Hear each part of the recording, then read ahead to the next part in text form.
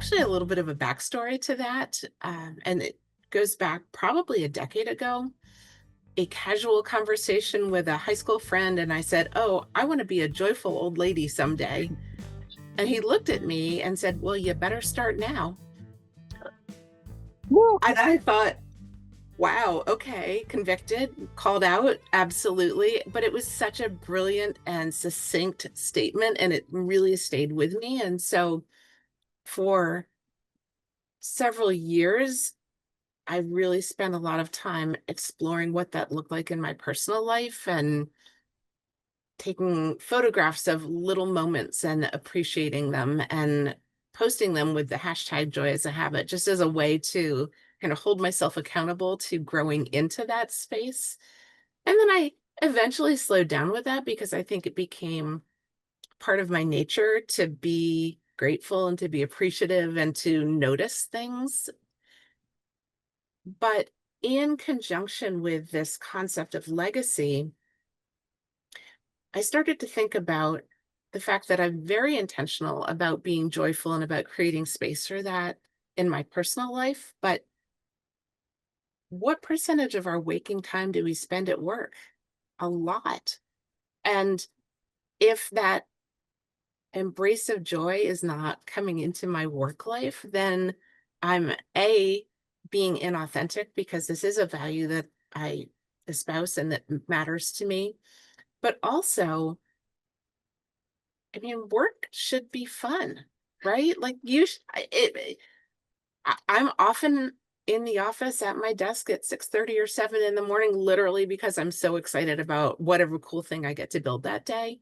And so it was really important to me to find a way, as I was thinking about legacy, to communicate that philosophy that is so deeply held and so close to my heart. And so, um, then at the same time, I think something that we don't talk about in a work context very often. So that's the story about how that came to be. And then you asked about how I operationalize that. And there are several things that I think make a difference for me about being joyful at work.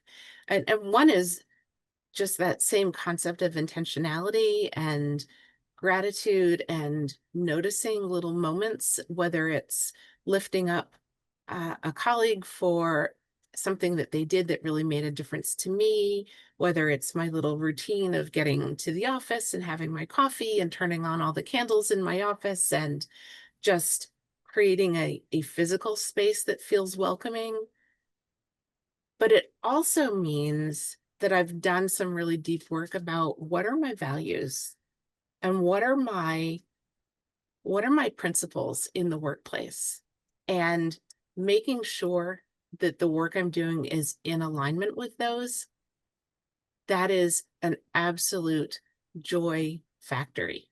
And if I start to notice that that sense of joy is lacking, that's typically the first place I look. Like, where am I out of sync with those values? And how is the busy um eroded my time for the strategic? And that's what it needs. When I address that drift, then the joy returns. I love that.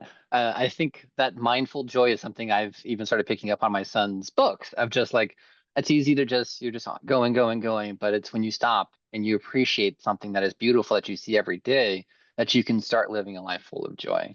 So Mm. I love that you're not only guiding us on those kind of technical concepts, but also just that mindful joy that we can also bring to our lives, I think is a really important aspect that, I mean, we're not getting that in other like how-to tips and stuff randomly on LinkedIn. So I appreciate that aspect of it as well. Thank you. Thank you.